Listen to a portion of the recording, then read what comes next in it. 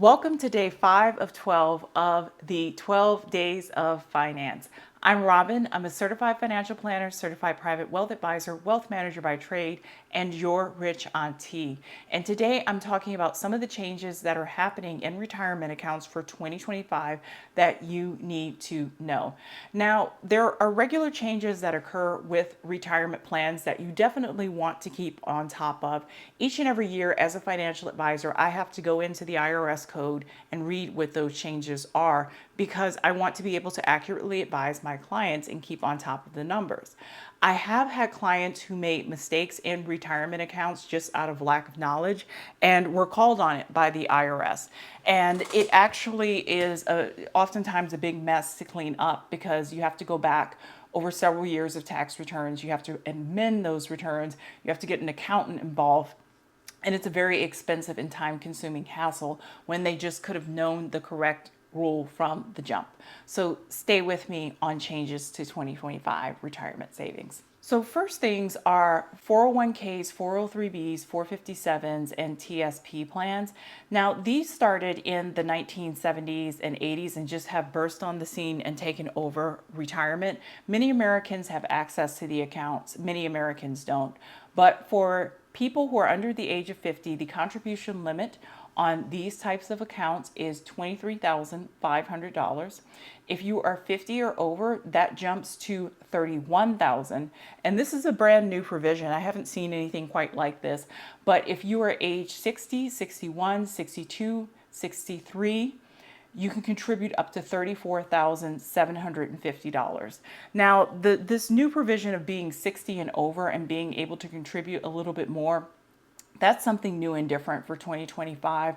I always thought letting people 50 and over contribute more money is a unique concept. It would really benefit you to contribute more when you are younger, to be perfectly honest, because you get the benefit of compounding interest.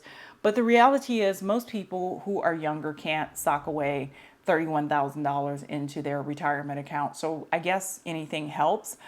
Do I encourage clients who are 50 and over to take advantage of this provision?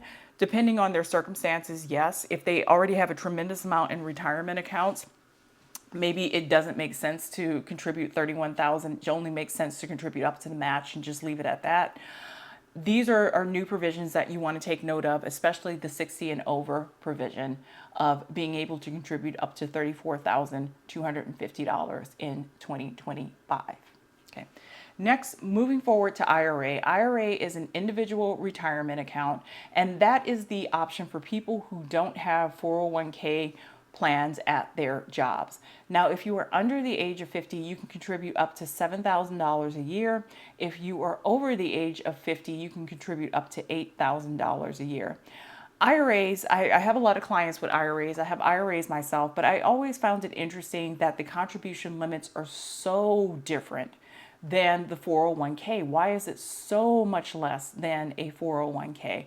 IRAs still have their usefulness. If someone is transitioning out of a job and needs to move their money, IRA is an option. If someone wants to doesn't have a plan at their job, they can contribute to IRA, backdoor Roths and such. IRA is the account of choice. But I would love to know what was the rationale in creating such a huge difference in contribution limits with the 401k versus the IRA. But there we have it, 2025. If you're under 50, 7,000. If you're over 50, 8,000. Next, we're going to talk about HSA's health savings account. And a lot of people, I think to their detriment, don't consider these retirement accounts. I consider it a retirement account because the money that I am saving and investing in this plan can be used for future retirement savings. If you are or if you are an individual, you can save up to $4,300 a year in an HSA plan, and if you have a family, you can contribute up to $8,550 each year for 2025 in an HSA plan. Note that an HSA plan must be paired with a high deductible health plan. I'm a mixed fan of the HSA.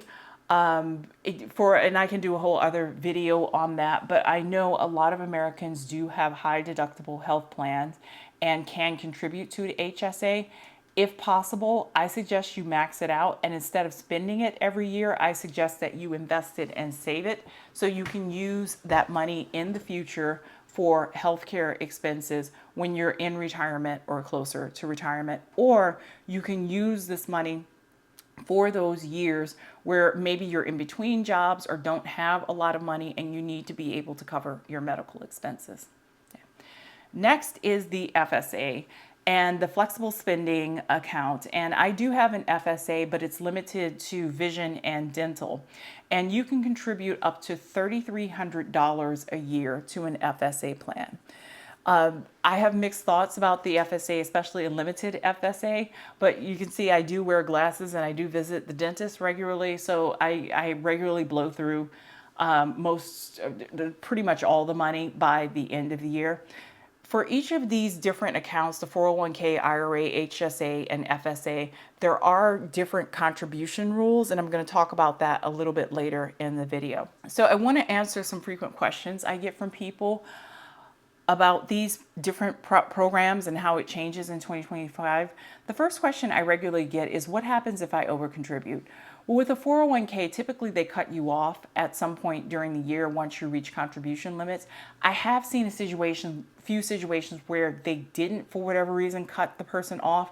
And it was kind of a long and drawn out process to get money out of the account.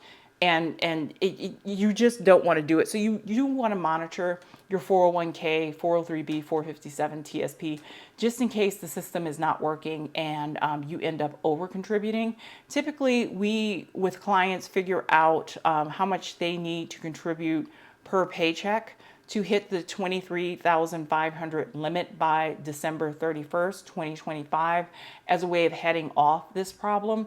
Most companies will shut you down before you overcontribute, but all companies will not shut you down, so you do need to pay attention to your 401k, 457, 403b, or TSP account. For the IRA account, what happens if you overcontribute to that? Essentially, I can, within certain parameters, go and move money between and recategorize a contribution for a future year, but it needs to happen by a very specific date. And you need to tell me right away if you have overcontributed. I usually keep track of my client contributions to kind of head off that problem happening. Occasionally it does happen when they've made a contribution through me and then they made a contribution through the app and they didn't tell me and I wasn't, for whatever reason, notified in the system. And when I'm doing kind of my annual review of the account, I notice they have an overcontribution. But typically we can recategorize if we catch it before a certain date. So if you have a situation where you've noticed you've overcontributed to your IRA for a year, immediately call your financial advisor and ask them if they can recategorize part of that contribution for the next year. HSAs and FSAs, HSAs are a pain in the butt. I made a mistake and overcontributed to an HSA, and it required a lot of paperwork and back and forth to get that money out. It would have just been easier for me to catch it earlier in the process, but I didn't catch it until the following year. And so over-contributing to the HSA, it's up to you to keep track of that. And your company will not necessarily shut you down when you over-contribute to an HSA account. Sometimes they will, sometimes they won't. And it's a pain to go and reverse that contribution for a year. FSAs, I haven't had a client over-contribute to an FSA just yet. I think it's up to you to track your contribution limits. 2025 is going to be $3,300. I'm expecting it's pretty much the same as an HSA. It's a pain in the butt to go and have to move out money. So make sure you don't over-contribute to your FSA account and you don't blow past that limit for 2025. So can I contribute for the prior year into the next year? So essentially, sometimes people will contact me in February, March 2025, and they want to make a contribution for 2024. In a 401k, 403, 457 TSP, the answer is no. All contributions must be categorized in the account by December 31st of the year the contribution is for. IRAs, yes, you can contribute up to April 15th of the following year for the prior year. Now, if you file extension, I don't like telling people this because I don't like people doing it. If you file an extension, let's say you file your taxes in October 2025, you can still make a contribution for 2024 if you make that contribution before you file your extension. I've done it before. I rarely do it because it's difficult to track and there's more opportunity for error there. But the answer for the IRA is yes, you can contribute adherent to certain deadlines in the following year for the prior year. HSAs, no, HSA, the cutoff is December 31st, 2024 for a 2024 contribution. You cannot contribute in the following year for a past year. And FSAs, HSAs are interesting because they do roll over year after year. It's just you can't make a contribution for a past year and the following year. FSAs, pretty much everything shuts down on December 31st. You can make a contribution up to December 31st, and you must spend that money by December 31st of the year.